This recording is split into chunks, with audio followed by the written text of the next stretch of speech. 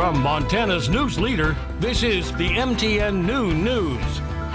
Good afternoon, everyone. Thanks for joining us on your MTN Statewide News this Thursday. I'm Jeanelle Slade. Well, it's cold and snowy, and this is just the beginning, so we are going to head straight over to Ed so he can deliver that wonderful news. Oh, thank you, Jeanelle, for the privilege of doing that. Yeah, it's very cold across the state. That'll be the big story for today, but snow starts to move back into the picture for tomorrow. Let's get to the pictures around the state with temperatures into the teens around Butte with clouds around and just a little bit of a breeze. Even with that, some of the wind chill values are still falling down. Light snow around Great Falls, and again, a little bit of a breeze. We'll be looking for light accumulations today, increasing into tomorrow. And while the sun is breaking through in Helena and warming temperatures all the way to the mid-20s, that's still about 20 degrees colder than average, 30 degrees colder than average for this time of the year.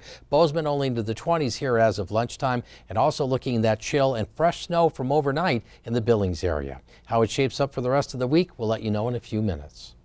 All right, thanks so much, Ed.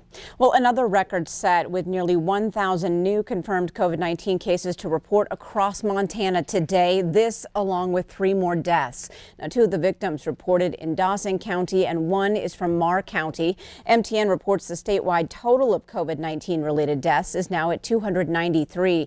As for the 932 new positive cases reported by the state today, Yellowstone County reports 173, followed by Flathead with 112. Gallatin with 100, Missoula with 96, and Cascade County with 89. Now, Yellowstone County's response to the pandemic will be the topic of discussion at a Billings press conference later today with those 173 new cases. Governor Steve Bullock will be in town to speak, joined by County Health Officer John Felton. We will have full coverage of that event on KTVQ today at 2 o'clock. You can also watch it online at ktvq.com.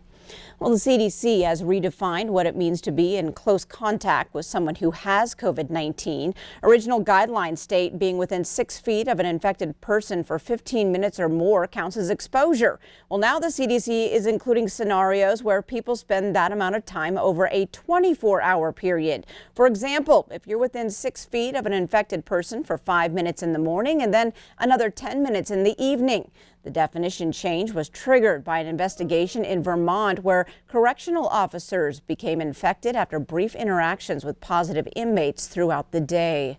Well, if the pandemic has forced you to lose income, you could be eligible for rent or mortgage assistance, but you only have a few more weeks to file. The Montana Department of Commerce announced all applications must be received by Tuesday, November 10th.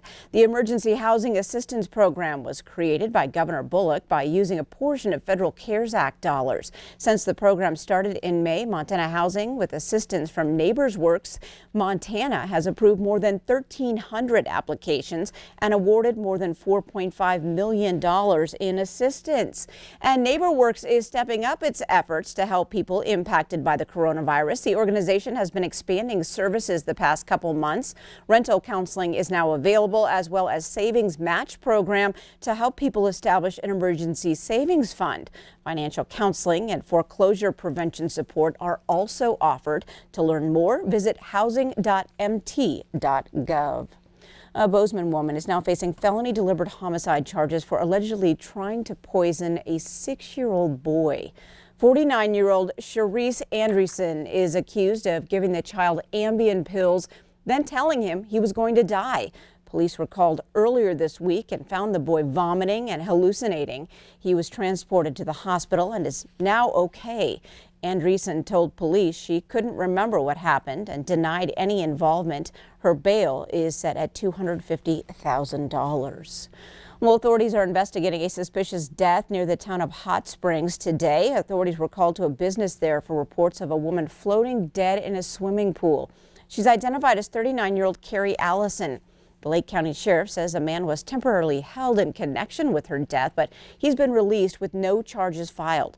Allison's body was taken to the Montana State Crime Lab for autopsy. Well, candidates in the race to become Montana's next governor have both been dinged for campaign finance violations. The Commissioner of Political Practices says Republican Greg Gianforte transferred $180,000 from his primary campaign to his general election campaign. Now, the law states that money must be used to pay off debts from the primary or be refunded. Democrat Mike Cooney improperly accepted a $710,000 donation last Friday. His campaign says the donation was simply mislabeled and they will correct that error. The commissioner will negotiate a civil fine for each campaign for committing the violations.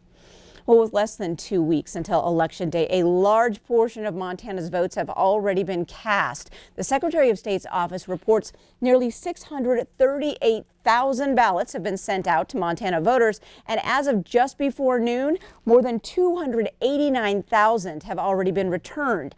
Now, experts say the large early returns will mean shifts in campaigning. Candidates will likely start honing in on areas where the least amount of people have voted. Well, after getting some rule changes sorted out, President Trump and Joe Biden will face off in their final debate tonight. This time around, each nominee will now be muted while the other delivers his 2-minute remarks. This is to ensure an uninterrupted answer. As Biden leads most national polls, President Trump's campaign advisors are urging him to be less aggressive during this debate in hopes of appealing to more undecided voters. The debate kicks off at 7 p.m. in Nashville. NBC White House correspondent Kristen Welker will moderate. Well, the Senate Judiciary Committee is set to meet today to recommend Amy Coney Barrett's Supreme Court Justice nomination to the full Senate. Senate Democrats on the panel plan to boycott the vote, which is not expected to derail it. Democrats argue Republicans are rushing Barrett's confirmation before Election Day. The GOP-led Senate plans are rare weekend sessions aimed at confirming Barrett on Monday.